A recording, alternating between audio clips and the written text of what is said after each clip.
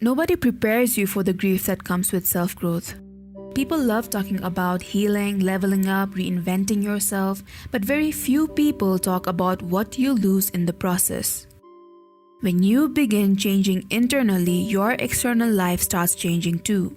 You stop enjoying certain conversations, you outgrow environments that once comforted you, you become more aware of patterns you used to tolerate. And suddenly, the old version of you can no longer survive in the same way. That's why growth often feels lonely, because it feels empowering. Because your old identity was built around familiarity. Even if it was unhealthy, it was predictable. The old you knew how to survive. Maybe that version stayed quiet to avoid conflict. Maybe they chased validation. Maybe they tolerated disrespect. Maybe they abandoned themselves just to feel accepted. And even though those behaviors hurt you, they once protected you. So when you start evolving, there's a resistance. Your mind clings to the familiar because familiarity feels safe. That's why people sabotage themselves right when they're about to change. Not because they're weak, but because the brain interprets change as danger. And this creates a painful internal conflict. You can't go back to being who you were, but becoming someone new also feels uncertain. So now, you're suspended between two identities. And that space feels uncomfortable because transformation is happening underneath the surface. The hardest part of growth is that external reality doesn't immediately reflect your internal progress. You start healing but still feel alone. You start becoming disciplined but still feel behind. You start valuing yourself but still attract people who don't. And it creates frustration because you expected growth to feel clearer. Instead, it feels confusing. This is the phase where many people quit, because the old rewards disappear before the new rewards arrive. Think about it. When you stop people-pleasing, some people pull away. When you stop settling, loneliness temporarily increases. When you stop distracting yourself, unresolved emotions rise to the surface. Growth removes your coping mechanisms before it replaces them with peace. That's why this phase can feel emotionally empty. You no longer resonate with your life, but your new life hasn't fully formed yet. And during this stage, it's easy to think that maybe you're lost, but you're not. You're restructuring, and there's a difference. A caterpillar probably thinks its entire world is ending inside the cocoon, but transformation often looks like destruction before it looks like beauty. And maybe that's where you are right now. Not broken, not failing, just in transition. One of the strangest parts about growth is realizing how much your identity was built unconsciously. You start asking questions like, who am I without my trauma? Who am I without validation? Who am I if I stop shrinking myself? Who am I when nobody's watching? And those questions can shake your entire sense of self. Because for years, many of us built identities around survival. Some become the funny one, some become the strong one, some become the achiever, some become the caretaker. But eventually, survival identities become prisons. You wake up one day exhausted from performing a version of yourself that no longer feels authentic. And when that mask starts falling apart, it can feel like losing yourself. But maybe you're not losing yourself, maybe you're finally meeting yourself.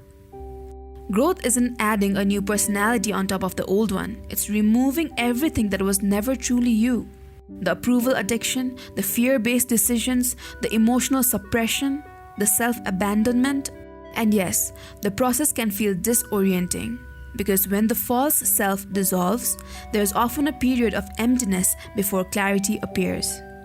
That emptiness is not your final destination, it's the clearing.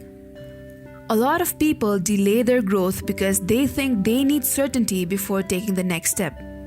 But transformation rarely gives you clarity up front. Most of the time, clarity comes after movement. You become by becoming, not by overthinking.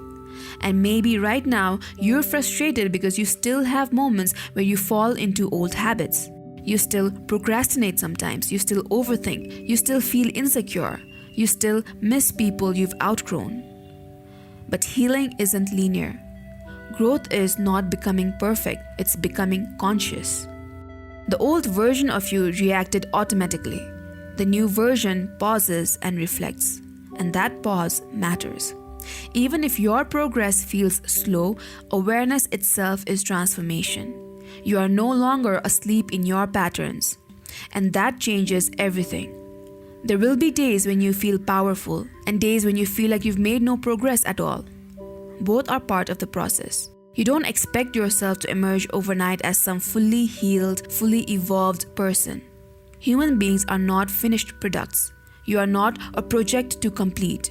You are a person continuously unfolding. The most powerful transformations are often invisible at first. Nobody sees the moment you start respecting yourself more. Nobody notices the internal battle it took to choose peace over chaos. Nobody claps for the night you sat alone trying to return to old patterns. But those moments matter. Because your new identity is being built through repetition, quietly.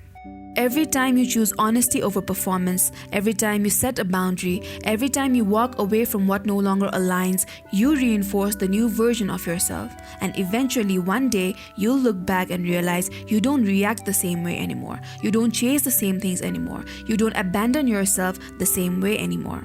The transformation happens gradually. So if you currently feel disconnected from who you used to be, that's good. That means you're evolving. And if you still feel uncertain about who you're becoming, that's okay too. You are not supposed to have the entire map before taking the next step. Some seasons are meant for clarity, others are meant for reconstruction.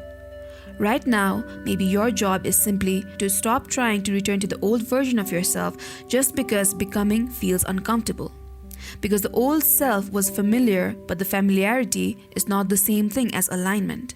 You are not meant to stay who you were just because it's easier. And one day, this confusing season will make sense.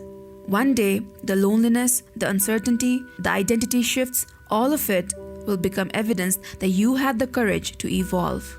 You are not falling apart, you are becoming. If this video resonated with you, subscribe for more content about self-growth, mindset, and becoming the person you were meant to be. And remember, growth often feels lonely before it feels liberating.